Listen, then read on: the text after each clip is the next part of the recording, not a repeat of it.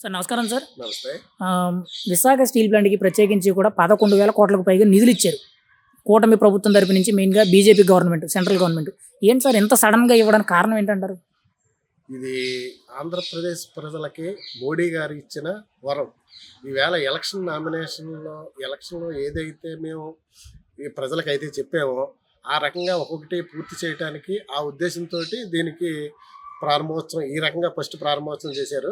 కాకపోతే ఏంటంటే పవన్ కళ్యాణ్ గారు, చంద్రబాబు నాయుడు గారు, మన బీజేపీ ఈ ఉమ్మడి ప్రభుత్వం ఎక్కువగా ఇప్పుడు పవన్ కళ్యాణ్ గారు అంతమాను ఢిల్లీ వెళ్ళడం జరిగింది.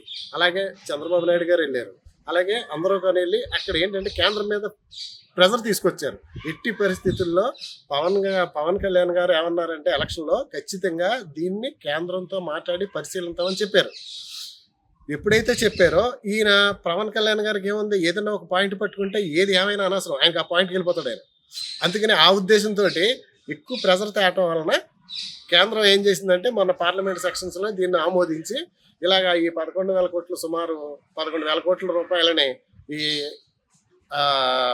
విశాఖ స్టీల్ ప్లాంట్కి ఇవ్వటం జరిగింది.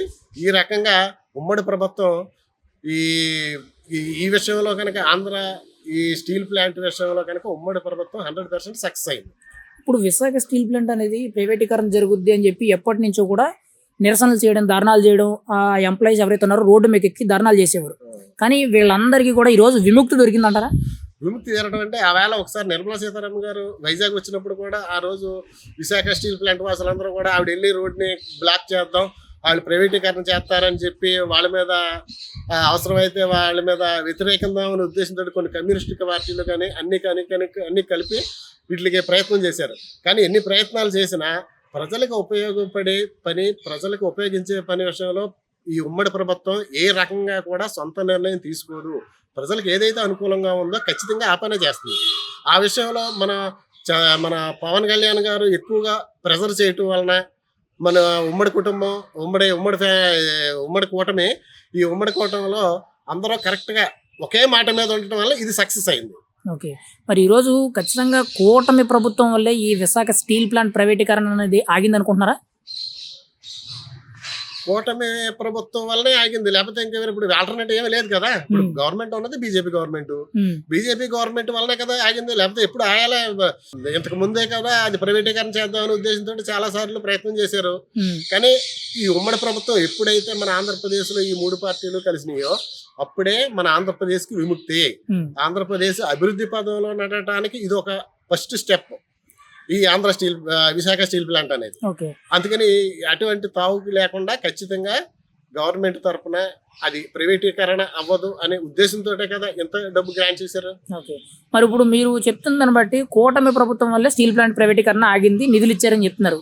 మరి వైఎస్ఆర్సీపీ పార్టీ వాళ్ళు మా వల్లే ఆగింది, మేము ప్రెజర్ చేయడం వల్ల ఆగింది అని చెప్తున్నారు. అది ఎంతవరకు వాస్తవం? ప్రాజెక్ట్ అయితే మరి ఆ గవర్నమెంట్ లో ఉన్నప్పుడు చేసుకుంటే అదే రాదు కదా. ఇవాళ రైల్వే జోన్ కానివ్వండి, లేకపోతే విశాఖ స్టీల్ ప్లాంట్ కానివ్వండి, ఇవాళ రోడ్స్ కానివ్వండి, ఇవన్నీ కూడా అమౌంట్లు ఇప్పుడు కరెక్టే వాళ్ళే అదే అనుకుందాం. అదే అనుకున్నప్పుడు వాళ్ళు గవర్నమెంట్ లో వస్తే వాళ్ళకి వస్తుంది. కానీ ఈ చంద్రబాబు నాయుడు గవర్నమెంట్ లో ఈ ఉమ్మడి కూటమిలో వచ్చిన తర్వాత వాళ్ళకి ఎలా అవుతుంది? అది వాళ్ళు ఎట్టి పరిస్థితుల్లో కూడా వాళ్ళకి రాదు. ఎందుకంటే ఇప్పుడు గవర్నమెంట్ వచ్చేప్పుడు 6 నెలలు అయింది.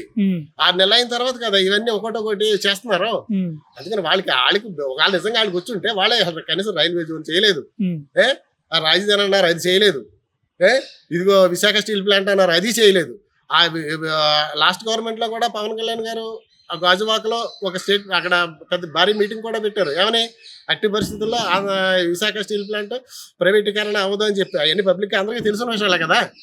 కానీ ఇప్పుడు ఏంటంటే ఉమ్మడి ప్రభుత్వం వచ్చిన తర్వాత వాళ్ళందరూ సరైన నిర్ణయం అందరూ కలిపి ఈ పవన్ కళ్యాణ్ గారు మొత్తం ఆయన ప్రెజర్ కానివ్వండి, చంద్రబాబు నాయుడు గారు ప్రెజర్ కానివ్వండి, బీజేపీ ప్రెజర్ కానివ్వండి, ఈ రకంగా మొత్తం మనం పార్లమెంట్లో మన నిర్మలా సీతారామన్ గారి ద్వారా మనకు మంచి జరిగింది.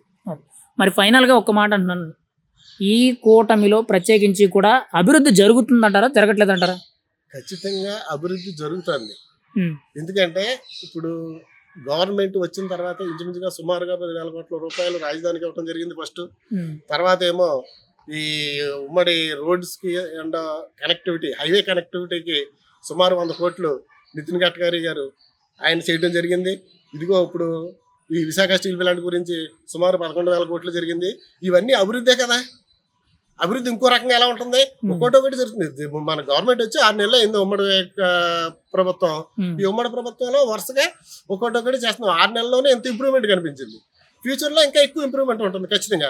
అంటే వైఎస్ఆర్సీపీ వాళ్ళు పార్టీ ఏం చెప్తున్నారు అని అంటే కూటమి మీద భారీ వ్యతిరేకత ఉంది అని చెప్తున్నారు.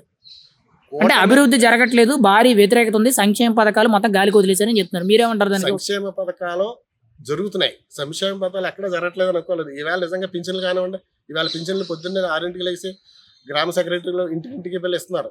అంటే కొన్ని సాధ్యమైనంత మటుకి గవర్నమెంట్ ఇచ్చి ఏ పథకాలు కూడా 1000 రూపాయలు పెంచారు కదా. ఇప్పుడు వైఎస్ఆర్సీపీ గవర్నమెంట్లో కన్నా ఈ ఉమ్మడి ప్రభుత్వం వచ్చిన తర్వాత 1000 రూపాయలు పంచే డబ్బులు ఇస్తున్నారు కదా ప్రతి ఇంటింటికి తీసుకెళ్ళి. అలాగే ఒక్కొక్క పథకాలు ఇవాళ రేషన్ కార్డులు ఉన్నాయి, రేషన్ కార్డులు ప్రాసెస్లో పెట్టారు. ఇవన్నీ ఒకే రోజు అయిపోయి కాదు కదా. వరుసగా గవర్నమెంట్ ఎలా చేయాలో దాని పద్ధతి ప్రకారం, ఒక ప్రణాళిక ప్రకారం, ఒక సిస్టమేటిక్గా చేస్తున్నారు వాళ్ళు ఖచ్చితంగా. అంతే తప్పించి ఇందులో అభివృద్ధి అనేది జరుగుతుంది, అభివృద్ధి జరగట్లేదు అంటానికి అది అవాస్తవం. అది జనరల్ గా ప్రతిపక్షం లేదో మాట్లాడుకోవాలి కాబట్టి ఆ రకంగా మాట్లాడాలి తప్పించి వాస్తవంగా అయితే లేదు. మరి వైఎస్ఆర్సీపీ ఎందుకంటే మరి అలాగా ప్రచారాలు చేస్తుంది? వైఎస్ఆర్సీపీ గవర్నమెంట్ నచ్చకే కదా 11 సీట్లు వచ్చినాయి. వైఎస్ఆర్సీపీ నచ్చుంటే కనీసం 50-40 రావాలి కదా. ఎందుకంటే వాళ్ళ మీద పూర్తి వ్యతిరేకత ఉంది. ఎందుకంటే వాళ్ళ యొక్క చేసే విధానం. ఈవేళ వైఎస్ఆర్సీపీ గవర్నమెంట్ లో చూసుకుందాం, రోడ్ల నిర్వహణ పరమ దైద్యంగా తయారైంది. ఈవేళ ఆర్టీసీ చూసారా, ఇవాళ విజయవాడ టు దేవారం రోడ్డు ఉండేది, ఆ రోడ్డు సర్వనాశనం అయిపోయి బస్సులన్నీ కొలాప్స్ అయ్యి ఇంచుమించుగా 1400 బస్సులు పాడైపోయినాయి. ఎందుకంటే రోడ్ల వలన ఆ రకంగా పాడు చేశారు. నెక్స్ట్ ఈ ల్యాండ్ ఆర్డర్ ఎలా ఉందో మీకు తెలుసు కదా, రఘురామకృష్ణరాజు గారిని. అంటే వైఎస్ఆర్సీపీ గవర్నమెంట్ ప్రజలకు మానేసి పర్సనల్గా చేసుకెళ్ళింది. పర్సనల్గా వీళ్ళకి ఏంటంటే రఘురామకృష్ణరాజు వాళ్ళిద్దరికే పడడం వల్ల ఈయన లోపలేశారు. అంటే అది కరెక్ట్ కాదు కదా. పర్సనల్గా చేస్తే ప్రజలు ఎవరో ఒప్పుకోరు. ఖచ్చితంగా పబ్లిక్ సంబంధించిందే చేయాలి. ఈవేళ ఉమ్మడి ప్రభుత్వం పబ్లిక్ సంబంధించింది, ఆ వేళ అమరావతికి ఇస్తే పబ్లిక్ సంబంధించింది. 100 కోట్ల రూపాయలు హైవే కనెక్టివిటీ ఇస్తే ప్రజలకు సంబంధించింది. ఈవేళ 11,000 కోట్లు స్టీల్ ప్లాంట్కి ఇచ్చింది, ప్రజలకు సంబంధించింది. ఈ పర్సనల్గా ఎక్కడ ఎవరు చేయరు. ఈ పర్సనల్గా చేయకుండా ఈ పబ్లిక్గా చేశారు కాబట్టే ఈవేళ మేము ఉమ్మడి ప్రభుత్వంలో మేమందరం కూడా చాలా ధైర్యంగా మేము చెప్పుకోగలుగుతున్నాం ఇవన్నీ. ఫైనల్ గా ఒక మాట, కూటమి ప్రభుత్వం వల్ల ఆంధ్రప్రదేశ్ అనేది అభివృద్ధి జరుగుతుందా లేదనండి ఒక్క మాటలో? ఖచ్చితంగా 100 రూపాయలు. మోడీ గారు మొన్నే కదండి విశాఖపట్నంలో 2 లక్షల కోట్లు ప్రకటించారు. ఇంకా అభివృద్ధి అంటే ఎలా జరుగుతుందంటే అసలు డైరెక్ట్ గా ప్రూవ్ అది. ఎందుకంటే మోడీ గారు, ప్రధానమంత్రి గారు ఖచ్చితంగా భారతీయ జనతా పార్టీ కేంద్రంలో ఉన్నంత కాలం ఆంధ్రప్రదేశ్ లో అభివృద్ధి జరుగుతూనే ఉంటుంది.